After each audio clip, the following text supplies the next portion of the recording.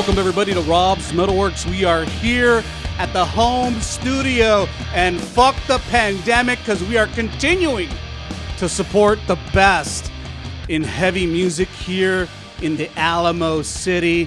And this was an interview that was supposed to happen, man, several weeks ago. But now we have the pleasure of introducing many of you and sharing with many of you a band that is close to my heart.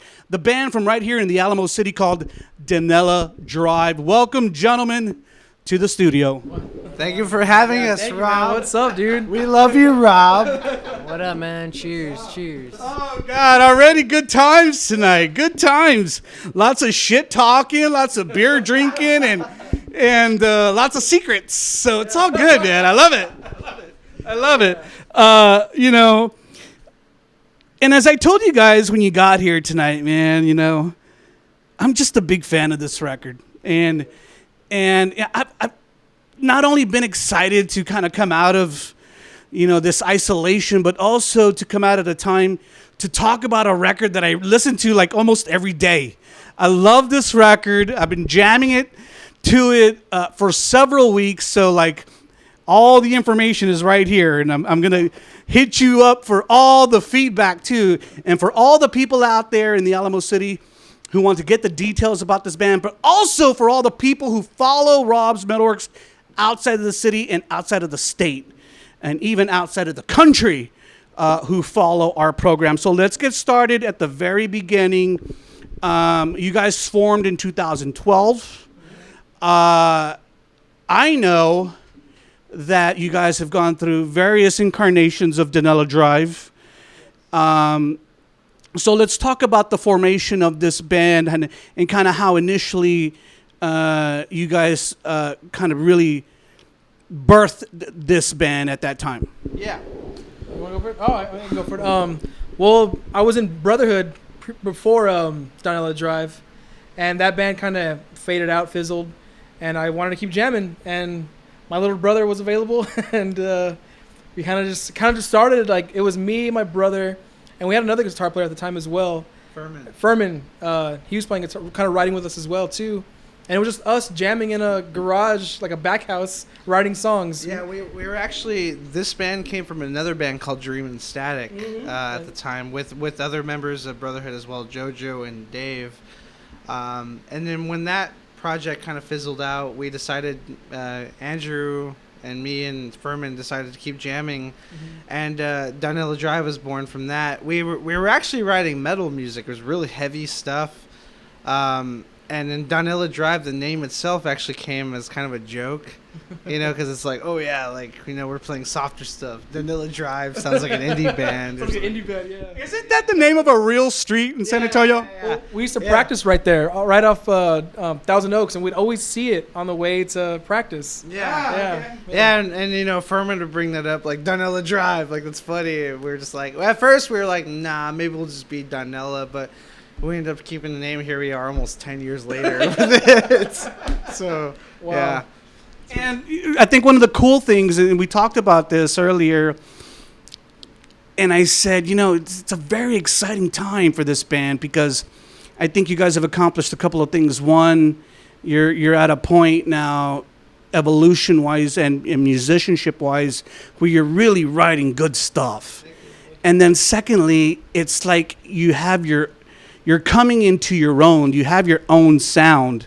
Like, I could hear your song and say, like, oh, that's Donella Drive. Like, nobody sounds like you, and you don't sound like anybody else either. And that's a very hard thing to accomplish. I think one of the most important parts of that transition is the fact that Aidan took helm of the Vox.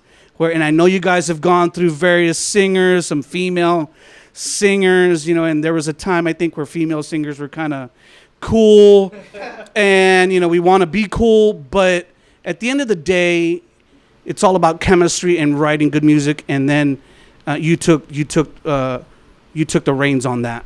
Yeah, I took over on vocals really out of necessity. At the time when we were working with other vocalists, the females, it was really like we were really into Kimbra, and we were really into what we were into at the time. But as we kept evolving and as those lineups kept falling apart, we just kind of realized like we want to make our art.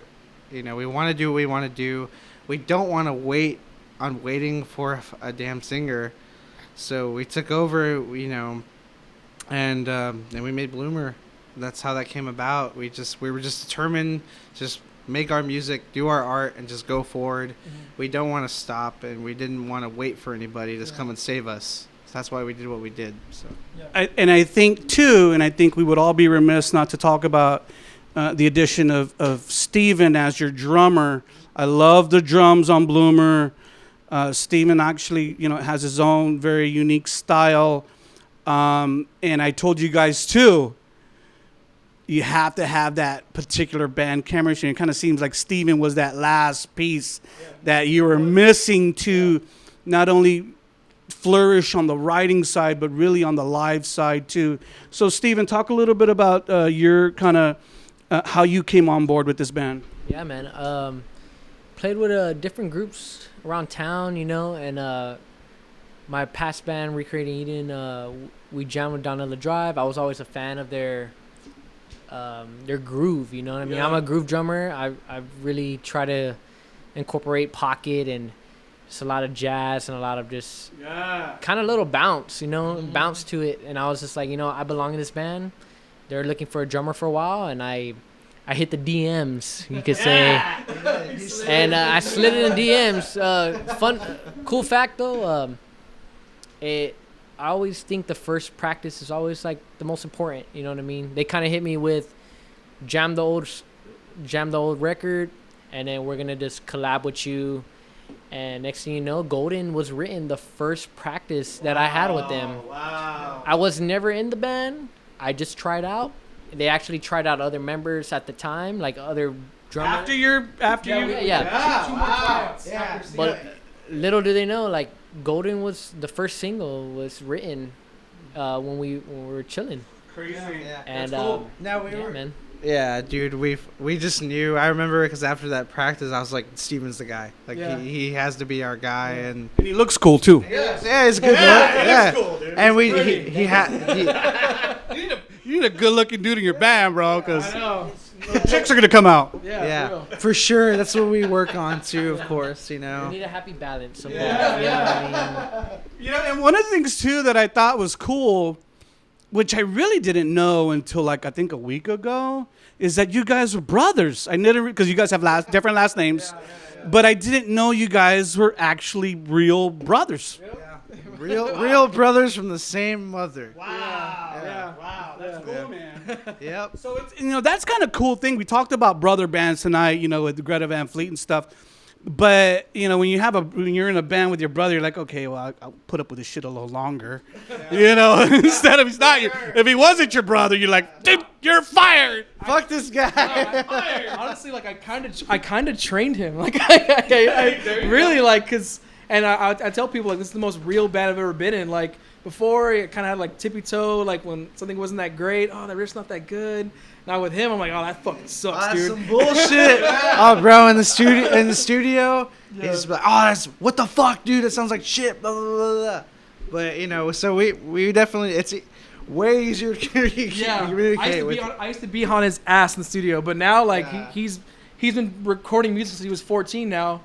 So now I really don't have to tell him much anymore. He kind of he's his own animal now. It's crazy watching him work. Honestly. Yeah. And that, I think, again, that's the beautiful thing about what's happening with this band right now. We talk, and I was sharing with you guys, you know,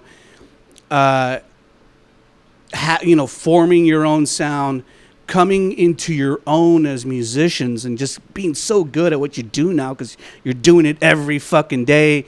And if you have a true passion for your instrument and your music, then you're only going to get better and better. And I think you guys are at a point now where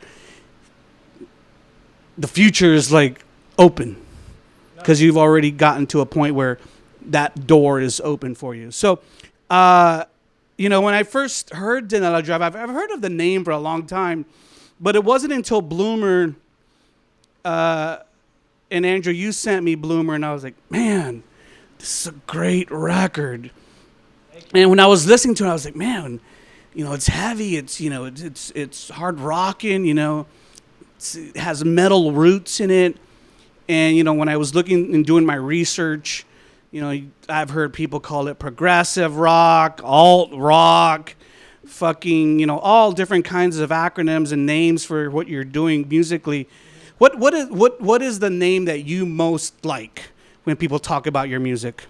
I would say, it's up to the people to say. Really. I'm asking you. What do you well, like to call it?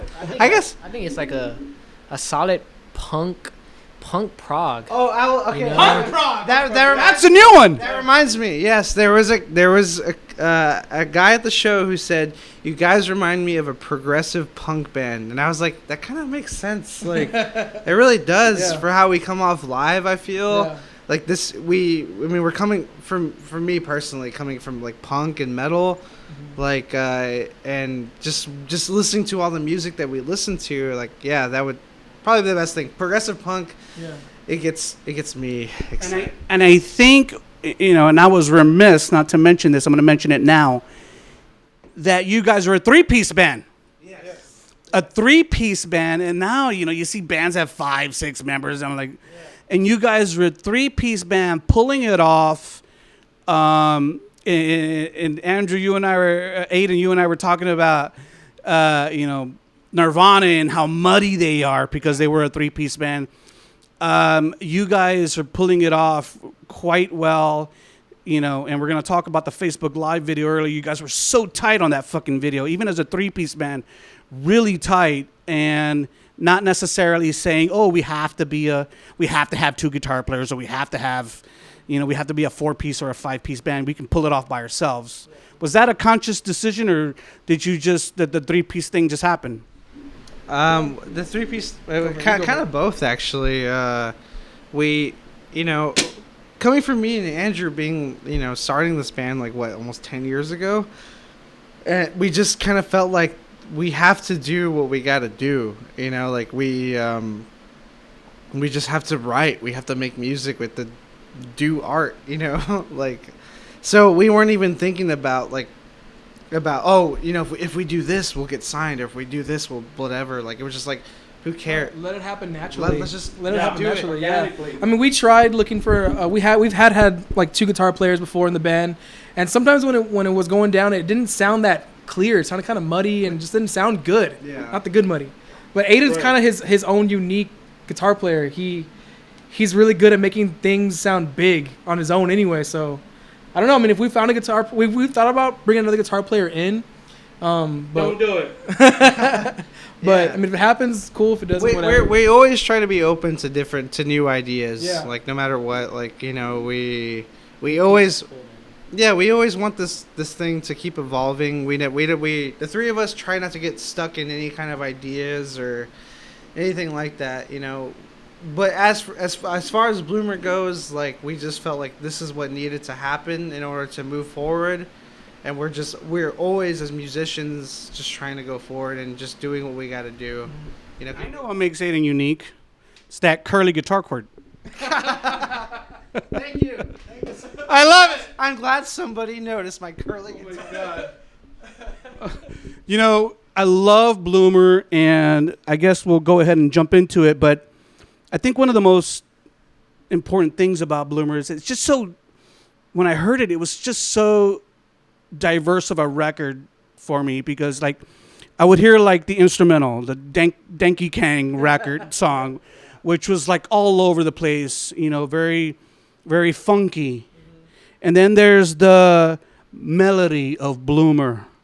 We joked about Bloomer tonight. I won't say the joke, but. And then, you start off the record with Origami, which is a really hard-hitting, heavy, fucking brutal track. So when I hear this record, I'm like, man, these guys can really like do anything they want to do, and they've kind of mixed it all up into their own.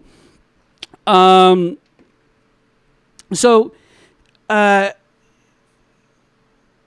not the only one that's really come on board with this record. A lot of people have. I saw that you guys got write-ups in The Current and a write-up in the Express News. We talked about, the goals of this band off camera, and, a lot of the acclaim that I think this record is getting in our local scene. What do you attribute that to? Why now? Why is Bloomer getting all this recognition? In your opinion, why? I just think because we've just evolved as musicians, and we just, before, I think we've quit worrying about, oh, we gotta do this and this to be legit. We gotta do this and this, and we just, for us, we're saying, like, no, like, we're musicians, we're artists, like, we just gotta write the songs, and we gotta put them out there, and we gotta go do it live, and that's how, and we just... And be able to pull it off live. Yeah, exactly, Yeah.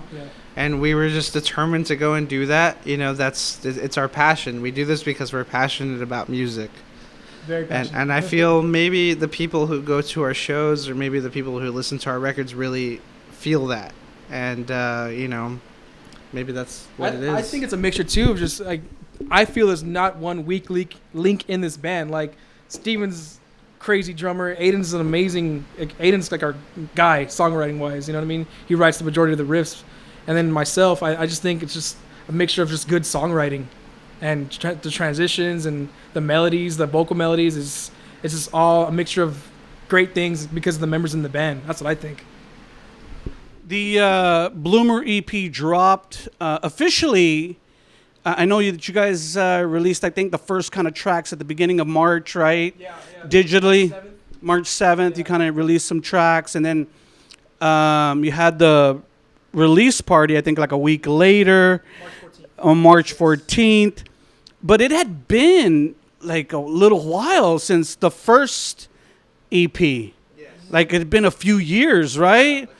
Like 5 years. Why did it take so long to get the second EP out? Well, we were in a weird transition phase, and a lot of it had to do with finding a vocalist, finding the right vocalist. No joke. This isn't an exaggeration or anything. But me and Drew tried out at least 70 different people. Yeah. From 70? At least. Yeah, maybe more. We can dig up the emails Yeah, when we compiled them. We're like, dude, we tried out like 70 different people. Yeah. From San Antonio to Austin, at least. I think I'm sure all of those people who received a no-go were happy, were okay with it. Well, it's funny not exactly, but no. Here's the thing. We did have a lot of people who were very talented at vocals, but it was a matter of because finding a vocalist, it's not about how good you can sing, but can you match the band? Can you feel? Yeah. Do you have the chemistry? And the truth was, even when we found a guy who was really talented, and we would go and jam with them, we're like, dude, this guy is really talented. There was always something that was off. Yeah. And ultimately, it wasn't meant to be anyway, because they would have been our singer by now. It's the vibe, dude. It's the vibe. Yeah, so, that's why, I ended up taking over on vocals, not because I have this huge ego or anything. Like, I was like, yeah, they're my songs or whatever, but because it's like, I think this is what feels right, and this is what I think we have to go forward with. And I think, at the end of the day, it was the right decision to make. The more natural something is, I think people feed off of that. People can feel what is natural. I've heard some of the old Donella stuff, and then I hear Bloomer, and I'm like, man, these guys are like so much better on Bloomer. The musicianship is so much better and intricate. And I'm a very complex guy, so when I listen to music, I can listen to a lot of different things. What do you attribute the rise in musicianship to? What made you better for Bloomer? I could say for me, just listening to music all the time, just being a music lover in general, and I was always trying to read and trying to understand what is good in music today in 2020, and just always trying to evolve as a musician as well. That's I think incorporating listening to different styles of music too. Like, I love metal. I came from metal, but I also listen to some different styles of music. You know what I mean? Not just rock and metal.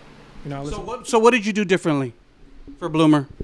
I just approach the for me personally, I just approach the music like try not to overthink it. Just go and feel it, go and write, mind you, yeah. How did Steven's drumming kind of open it? Because I know, having worked with musicians for so many years, that your drummer opens up doors for the basses and the guitars musically. So I alluded to the fact that Steven being part of this band has really kind of also attributed to this elevation. So how did Steven's drumming? What is he doing that has kind of opened those doors for you guys? Honestly, we just let Steven be Steven. I don't tell him what to do. I don't tell him anything. I just let him feel the part out, and then we jam. And I tell him nothing. Like it's pretty rare where I'm like, dude, do a beat, and I'm like, kind of do the beat with my mouth. No, I just let him. Like I said, natural vibes. Like I let him do his thing. I'm not on his ass. Like, come on, Steven, what the fuck? I'm faster. I just or whatever. Like you just it's a feel thing. For me, for me as a songwriter, like I'm all about. For me personally, I'm all about my low end. I want my bass and my drums is. I gotta have my bass and my drums. Like they gotta be the most important thing. And then from so the bass and drums and just me putting melodies on top of it and just that's what matters the most to me. Steven was I really feel is the guy who just understood what I wanted without me having to tell him. Yeah. Like the first practice, I remember even telling Steven like you're the guy. Like that, and that's it. Was it hard for you, Steven, to kind of jive with what they were doing? To be honest, coming from a progressive side of things, on like style wise, I was a fan of Donella Drive for many years, and I just kind of imagined myself years on, like if I was in a band, I would do this, because Aidan was very creative, and if I was a guitar player, I would be more like Aidan, and I knew, like, I kind of just plotted, and I was like, you know what, I know what to do to the riffs he's playing. And I kind of, like, it's cool because Colt was a solid drummer. You hear Anomalous, like, the drums would pop out like crazy. But that's very cool of you to say. Yeah, man. Like, Colt, I was a fan of the whole band, before I got in. So I hit him up and I was like, yo, not trying to be fanboy, but let me play on y'all's record and let me write with y'all. And I promise you that it's going to take it up to next level, because I was confident in myself and what I've been through, and I knew like Aidan and Drew are very creative, and yeah, man, it just worked out. They let me do my thing. So if you let me like push myself and write to y'all, and that shit just clicked, man. It was like a puzzle, bro. Yeah, it really was. The first practice, the fact that we can write a song together, the first practice was... The first practice, yeah. Wow. And mind you, like, us and Steven, really, like, we had interacted with each other maybe a handful of times, but we were always cool. But that's to say, like, that's the beauty of music, and that's the beauty of art, is that we understood each other on a level that was just inside, and I understood what he wanted to do. And I really feel like he understood what I wanted to do, and and it just worked. And it's funny because on a side note too, because I remember before Steven joined this band, when he was playing with his previous band, the singer of that band said, "Yeah, Steven, he's really into hip hop and metal and stuff." And I remember at the time, I remember thinking like, "Hey, that's like what I'm into." Like, yeah. Like this is like, like that's cool. You just like, I work with Aidan too, like outside of the band, we actually install windows together, and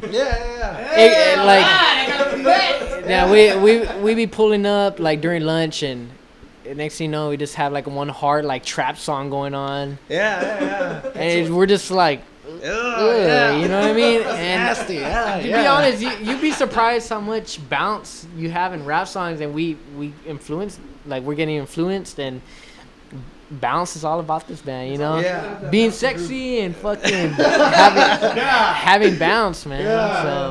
Yeah, man, we're just trying to jam and do what we do, man, and have a good time while we're doing it, really, because that's what music's all about, we feel. And I think if you guys are happy, then that accentuates itself in the music and to the people who are listening to your music too. And I think that's what's really happening with Donella Drive right now. lyrically, what are some of the running themes in this record? Lyrically, well, it's all over the place. You know, the not to get too deep or anything, but the last few years were kind of rough. You know, so I think a lot of that had to influence a lot of it. You know, there's Origami is about just a toxic relationship that I was in. Uncertainty of Now is about the way I just kind of viewed the world. You know. And then this shit happened. And then this stuff happened, you know. And, Lost in the Fog is yeah, it's getting real deep. But Lost in the Fog, I my best friend from my childhood, he unfortunately took his own life. And I was going through a pretty rough time myself, and I was, you know, going through some bad thoughts and stuff, and I just kind of put myself in his shoes, you know, put myself in somebody who is... Like from his perspective. You know, maybe, yeah, who feels that way. He was lost in the fog. Yeah, lost in the fog. You know, somebody who's suicidal, because suicide's no joke, man. Yeah. Like, and it's, man, I'm all opening up right now. Yeah, that's the beauty of being on the show. Somebody who feels that way, like kind of going in the studio, because he was my brother. Like, I love that guy, Ty Smith. I love him to death. But kind of going into those shoes and just really digging inside to try and write what I write, you know. And I was at the same time listening to a lot of Neurosis and stuff, a lot of dark stuff, like. And that's kind of the result. That song, Lost in the Fog, was a result of that. You know, Bloomer is kind of like just kind of, I don't know, I guess kind of, what would you say, climbing up out of your... Like introducing the new, it's like the new group, you know? Just kind of growing. We're evolving. It's just like, it's kind of, we planted the seed with Bloomer. You know, we're just waiting for it to just grow. Yeah, that's how the way that Steven just described it. That's the way I thought about it. Like Bloomer, like these guys are really finally coming into their own. And you know, there's an internet meme called Bloomer. There's the Doomer, the Boomer, and the Bloomer.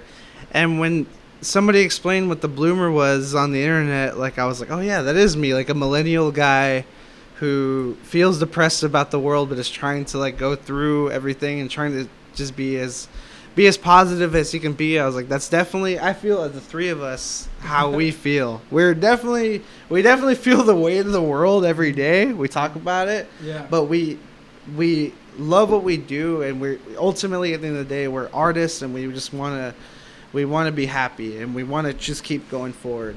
You know, that's what it's all about. Relish in your life, in your young life, and there's always people there for you who love you and are there for you. And I hope that after tonight, I'm one of those people. For sure. Because I love you guys, and I've had a great night with you this evening.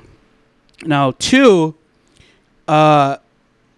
these songs more than likely wouldn't be as impactful if they didn't sound fucking great on the stereo. So they fucking sound great.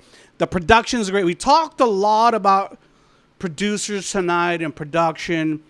You guys did this record at Stone Creek with Matt Damon. Talk a little bit about that process. I saw some of the videos that you guys did talking about the recording process. You know, Stone Creek has already built a solid foundation or reputation for themselves in our city. So when I heard this record and how beautifully it sounded, I wasn't really surprised that it came out of Stone Creek. What was that process like? I know that, you know, sometimes when you have musicians and producers and, you know, it's seamless, and sometimes it's not so seamless. But yet at the end, both sides have a goal, and that is just to make this record as impactful as possible. So let's talk about that. Well, first of all, Matt Damon, we love you. You know, he's a great guy. It was Steven who brought up going to work with Matt Damon. Because at the time, we had no idea, like, what to do, like, where to go for it. We recorded at Black Book Recording House with Spencer Ramsell. And we love Spencer, too, you know. That was for Golden. That was Golden, yeah. We recorded Golden, and the idea was to go and record the rest of the album. But we think at the time we were kind of playing. We were just like, well, what do we really want to do? What do we feel is the best decision?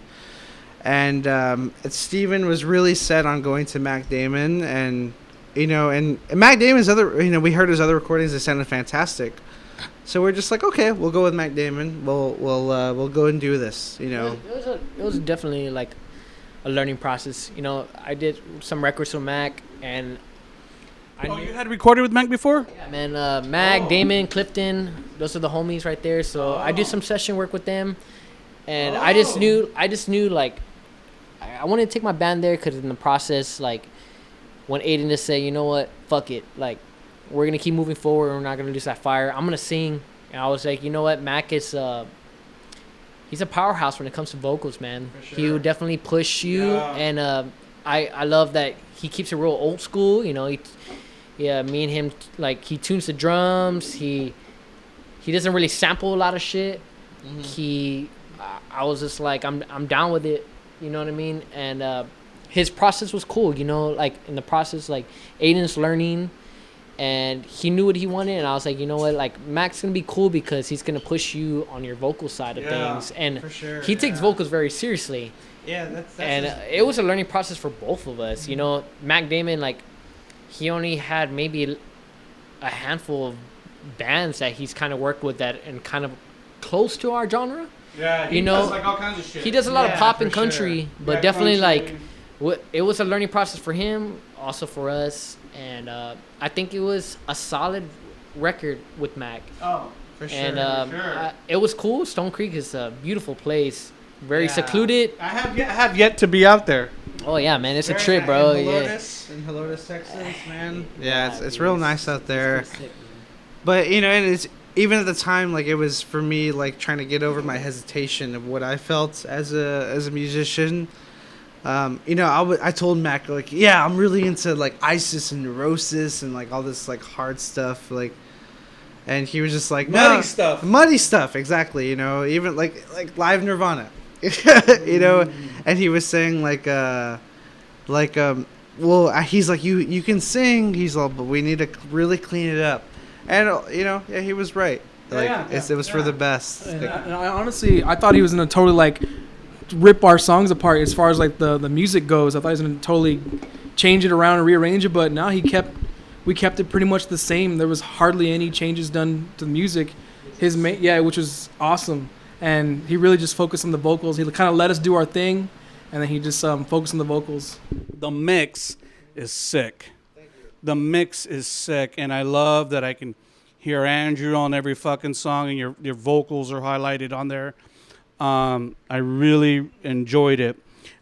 We talked about the cover art tonight. We were laughing about the cover art because I remember the first time that Andrew had sent me some information. He had the little skull guy, and I'm like, who's this skull guy? Is that like a concept part 2 or what the fuck? And then when I got the cover art, I see the big flower, and I'm like, where's the skull guy? And then, like a month later, I saw the little skull guy on the bottom. He's there.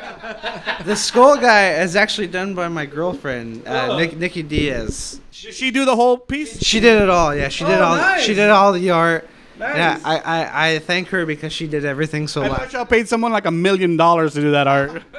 Nah, just my girlfriend asking her to do it. Shout out to Nicolette Diaz, Nicolette Monique, Nicolette, yeah. Last minute too, eh? Yeah, she came in the clutch pretty hard there. Yeah. Aidan was stressing at work, and we'll be at lunch. He's like, yo, like, I need this draft right now. I need it right now. Drop what you're doing. I need it right now. And she must love you, bro. She really does love me. She's a fool. She's a damn fool. Could have been like, fuck you, I'm out of here. Nah. How much am I getting paid for this shit? Shit, I gave her loving. That's worth $1 million. Yeah, no. She came in the clutch though for sure, like, cause cool. we were trying to figure out what we were gonna do for art. We really didn't know, but I knew my girlfriend. She's such a badass artist, and I really love her art. And I just said hey, like, can you just make something, like, whatever it is? She came up with the Skull Kid, the flower. She came up with all of that. I had, So I'll get, all that credit's got to go to Nikki Diaz. She did it. She came in the clutch hard for us on that. I always love kind of cool artwork, kind of the abstract artwork. It's always kind of memorable, Yeah. You can always tell when bands kind of skimp on the fucking artwork, And I think, the artwork is the visual, and you always have to have some type of tangible when you think about music. And I remember, like, if you have shit artwork, it kind of, in some ways, kind of makes you already have a predisposition against the music. Yeah. And if you have good artwork, it makes you think great things about the music. You want to do what everyone else is doing, too. You can see kind of a lot of bands doing the same thing. We kind of want to think outside the box and do our own thing, I guess. Yeah. As far as, like, the artwork goes, too, as well, with the title, Bloomer, I told her, I was like, look, I told Nikki, I was like, you know who I am and, like, what I'm feeling. The schoolboy, he's like crying. She's like he's this chillon, this crybaby guy. She's like, you're such a chillon, so emotional. Which, I feel like, yeah. So I think she really captured that, and I said, okay, that's cool. Like, we'll keep rolling with it, and, I can't complain about the final product that we got from anything. Great. Now, obviously, because of the age that we live in, this music is available all over, and can fans get hard copies of this CD? Yes, absolutely. Come to a Donella show. Come see us. Can they buy it online though? Obviously we're not doing shows.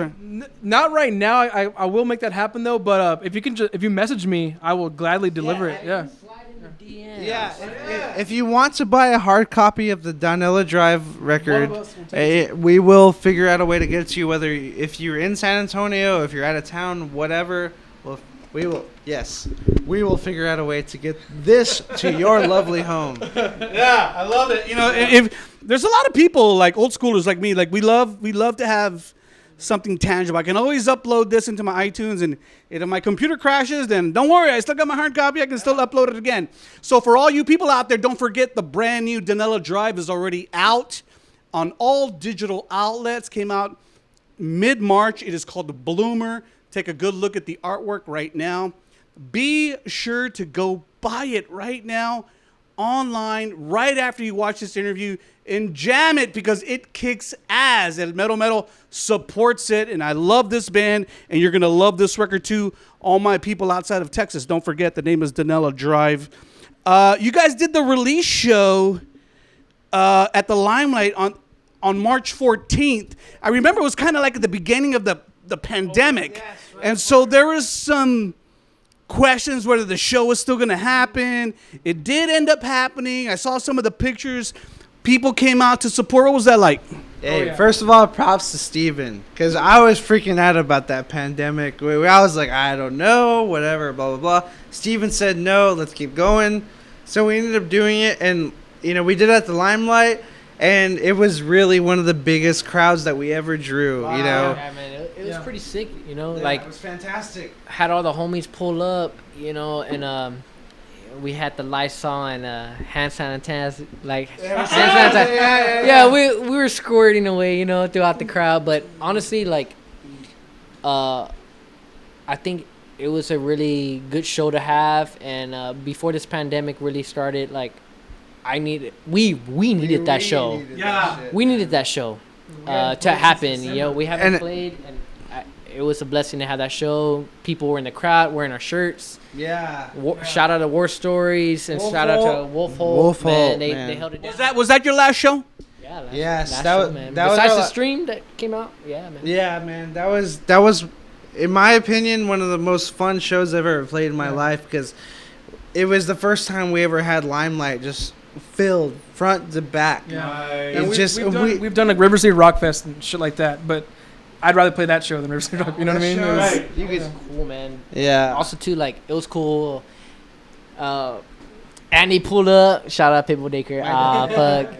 You know what I mean? But Andy, you fucker. You're kind of bastards. Yeah, my dad. Andy came out, and Andy's he's been in the scene for a while, and he's just he's hard on Aidan for sure in the band, and it's kind of like good criticism always. You know what I mean? He, as long as you're real with this, and he gave us a good compliment after that show. He was like, y'all did fucking hard, man.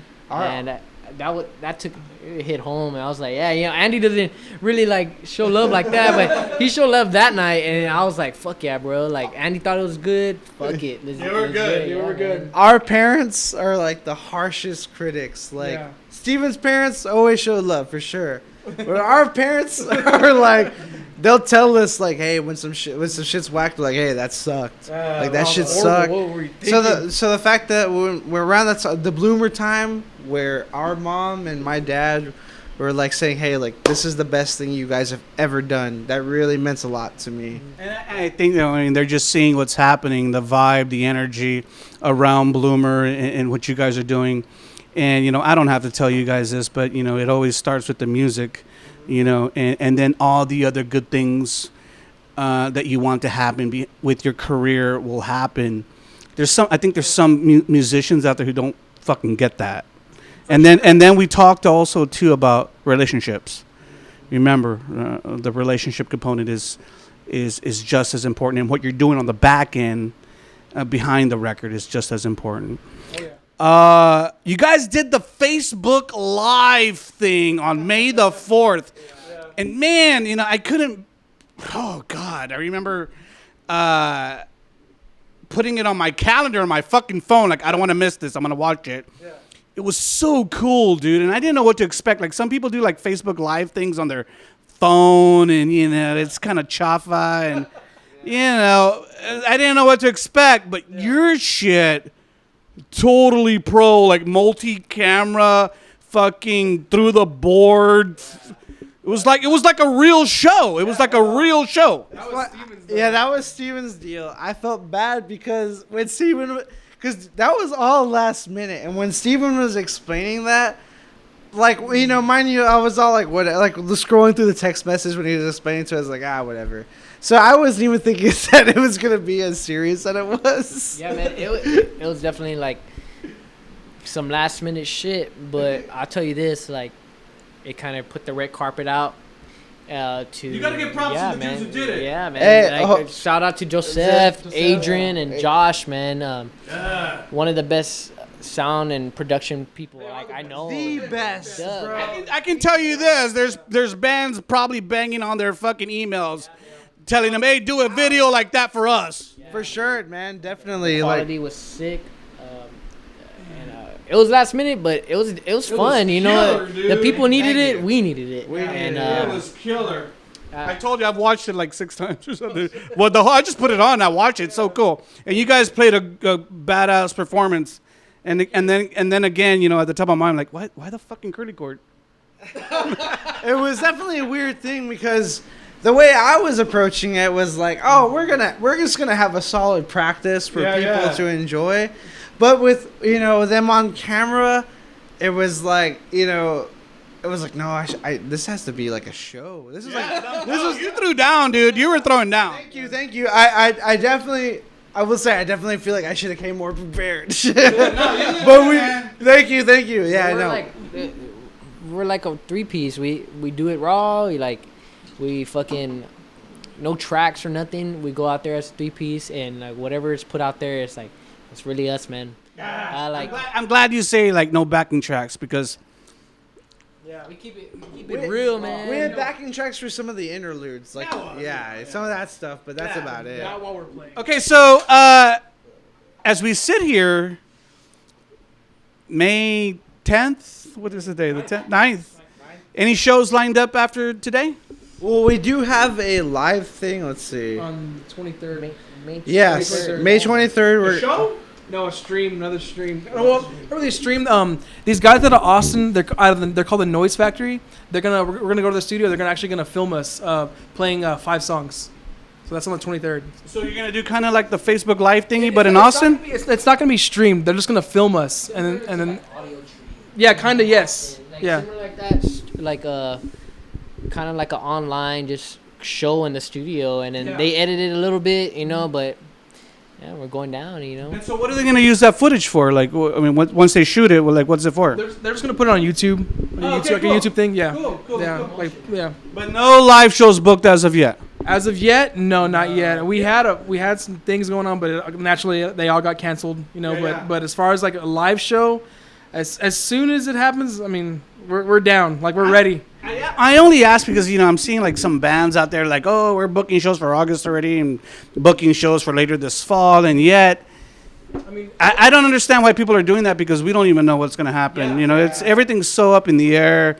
They're talking about, that this could go on for a lot longer than the summer. Yeah, they're saying like years that this is it's gonna be like popping up. 2021 is gonna be like catch up. Yeah. But either way, we're gonna do a lot of stuff like behind the scenes. But when we come back, man, like just be prepared. We're gonna go hard. I'm gonna be there, man. I'm gonna fucking be there for your show. I promise you, I'll be there. You guys did a video.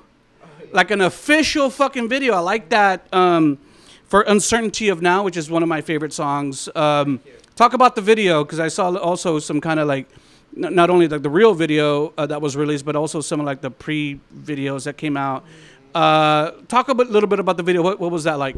Well, the video for Uncertainty of Now was filmed by Vision Tone Media. The guys in Miguel, what's up, brother? Shout out to Marilla Vo. Marilla Vo, spicing your ice, baby.